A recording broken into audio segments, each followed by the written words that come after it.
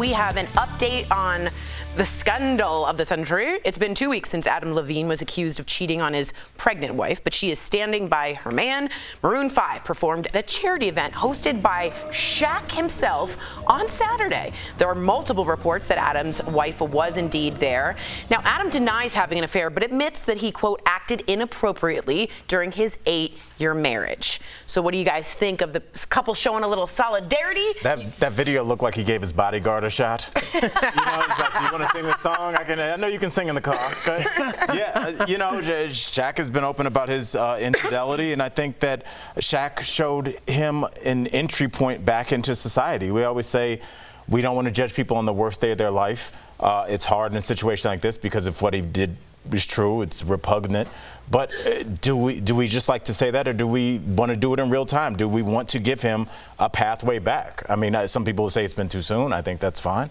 But, you know, I'm not for just ostracizing somebody from the tribe forever.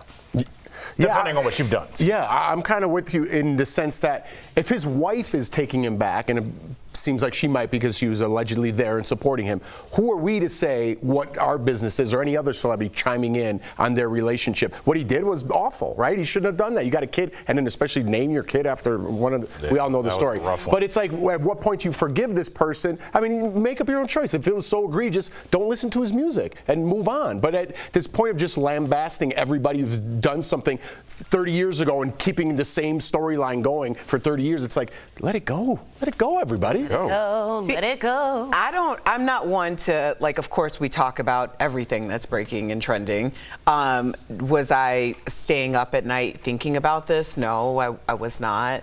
I do agree, like, whatever happens in people's, you know, behind their closed doors, like, if that works for you, if you like it, I love it. Mm-hmm. I do think the Shaq thing is very interesting because not only has he had, you know, public issues with infidelity, he didn't just say it. He said it in response to someone asking him about the Adam Levine situation. Yep. So the fact that they're on stage together so shortly after that is really a message. I don't know what that message is, but it is a message. Yeah, and if you didn't know, recently what he said was, quote, I'm a serial cheater, or he was a serial cheater. Right, and he said, I don't want to be a hypocrite by speaking on this. Right, and he was very honest, so it's interesting to see them pair up, and want to know what you guys think about that. Speaking of Adam Levine, a new season of SNL kicked off this weekend, and of course, they made fun of the singer situation. Take a look. Again, the game is send a woman a normal DM, and you win $100 million. To kick things off with a holy moly! Are you sure? Yeah, but I got 3 more though. Holy moly! Holy crap! This is the 48th season of SNL. They added 4 new cast members to the lineup after losing 8 people last season. It is one of the biggest transitions for the show in over 20 years. Will SNL be what it was? I feel like we always bring this up every 5 years. Is SNL going away? I did hear rumors Lorne Michaels might be ending. What do you guys think? If Lauren leaves, it's going to be trouble, right? Because I don't know who's going to fill those shoes. I think after 50 years, it might be time to pack it up, right? I just don't know. Hopefully this new cast is great. I just don't think they touch on things they used to touch on, right? There was a lot more open and equal, I think. You know, like they're very specific with who they make fun of and who they don't. Which parties even? Definitely politically. So it's not funny when you're not making fun of everybody. You're almost picking a political side, and it's like, all right, I get it. But where's that? Something hilarious happened this week. Why aren't you doing that? Mm-hmm. Oh, because it's political. And so when did the show lose the funny and start picking parties? I don't like it. Interesting. I like what you said. What do you think, Erica? Usually when people go interesting, it's like, man, it wasn't that great. That was actually great. It's like, man, you look, don't worry about it, you look great. I forget I'm on a show. I thought that was actually great, yeah. That's a great tie choice. I think a part of it is that I guess it depends on what your investment in SNL has been. I mean, to be quite honest, I wasn't allowed to watch SNL growing up. I watched it a few times in college, and really my connection to SNL comes from digital, you know, the clips that they're actually putting out there, and that's what I'm consuming. So I don't really have that depth of like back in the day. The 70s. You know, like, I don't. Right, and right. that's just being honest. So that's why I'm like, okay, well, if that's how you feel. I think it's a combination of what you guys both said, because I don't think it was the day-to-day kind of discussion about how society was. If people think about SNL, there's probably some characters or sketches that you loved. You know, whether it was, you know, Eddie Murphy as Gumby or Mr. Rogers, or, you know, what is it? I live by a van by. Oh yeah, Chris Farley. Motivational speech. Yeah, you remember the sketches, you remember the skits, and so you know, and those some do really well online, but until those start to resonate with people our age, if people start to send you one a week and you're like, oh, I might watch this, or I like this, I think that's how they're going to reach more of a broader base. But they need those signature sketches that kind of live on even long past the characters. But how I didn't know, I don't want to jump in, but how has like cancel culture changed the culture at SNL? Very. You're not allowed to speak about certain things, and even if you're doing it sarcastically or in a funny way, someone might take offense, and that'll alone get you off the air. So it's very easy to take shots at Adam Levine, right? And make fun of him all day. But you only got so many of those you could.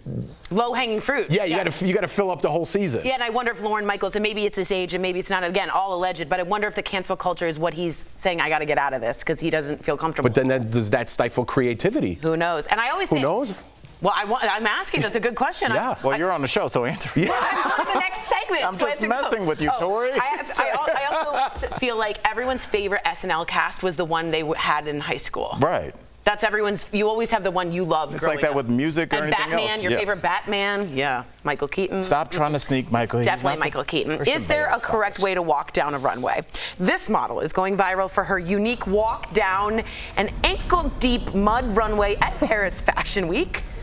It's what I look like after the bar. Also making headlines, Kanye West. He actually opened the apocalyptic show dressed in this all-black outfit. Speaking of Kanye, during his Yeezy fashion show today, he wore a shirt that reads "White Lives Matter."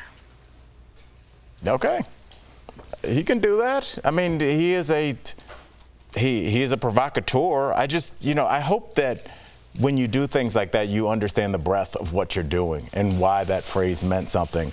As people went down to pick up their dead child from the morgue, Elijah McClain, you know, I hope that it was worth it, Kanye, to get the tweets and the retweets and get the internet traffic as people have had to watch their son or daughter be murdered for looking out of their window or sitting on their couch and a drunken cop comes in and shoots you. I hope it's worth it, Kanye. I'll leave it at that. I don't feel the need to pick it up. It's to me, I guess I'll just say this. Kanye always does something really interesting, and then the next moment he kind of switches and sort of ruins everything he sort of just did. The Balenciaga thing was cool. I thought, oh, cool, guy in fashion, he's always wanted to do it. And then the White Lives Matter, it's like, no, let me trash everything I just did. And maybe that's what a provocateur does, but it just seems so like backwards. But I would always ask my provocateurs to have a point. You know, if you are an artist that has a controversial painting that's going to be in a gallery and it's something that's going to be offensive to somebody that's religious or somebody that is, you know, from a particular background, have a point. Just offending people to offend because you think that makes you cool or interesting or talked about. Yeah, you can.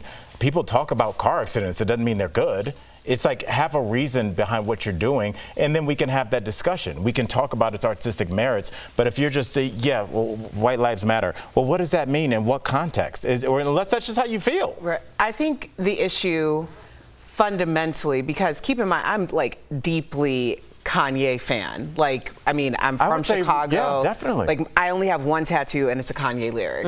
My sister just celebrated her birthday, and we played 5 hours of Kanye straight from every single album. Okay, it's the music and what's happening with the messaging, right? The artist and their craft.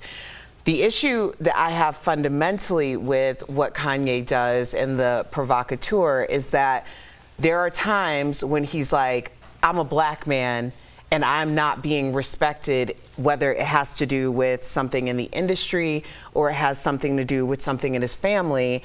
And the idea is that we're to rally behind him to be like, you're absolutely right. As a black man, X, Y, and Z. And then you turn around and say things about Harriet Tubman or purposely bring up, I mean, let's be honest, this isn't like a movement. I know people say it like, you know, of course we have the All Lives Matter, whatever, but for him to put that out there, it's like, where are we following? What is the message? Right. Where's the route? What's the path and what's the end game here? Right. What's the message? Again, is it just to provoke? Is it just to get us shocked? What do you think about it? We have a minute. Much like SNL, I'm going to leave this one alone and make fun of Adam Levine. No, I just think what you guys said is perfect. I don't think I really need to say anything. It's going to be interesting tomorrow. We'll probably follow up with this story to see the meaning behind that. Because he's, for whatever it is, love him or hate him, he's a crazy artist genius, right? And that line between genius and crazy is right here, and I think he flips back and forth sometimes. So to see his meaning or messaging behind why he did this, because he's very calculated as well, is going to be interesting to see what he has to say, at the least. I will be interested, because there's one thing to be a provocateur where you say, I want to do something about free speech, so you run into this room and say there's a bomb or fire or something like that. Yes, you did that to cause a reaction, but why? That's what I want to people to run, if that was your point, okay. Right. But I would hope there'd be something deeper. And, you know, Jeff, I'm interested to hear what his message is as well. I mean, when he talks, we listen, and he does drive conversation, even if it's, you know, driven by something that we deem rather unpleasant. Yeah, very fascinating. Is he provoking just to provoke, or is there a message behind it? We're going to definitely talk about it tomorrow. Very interested.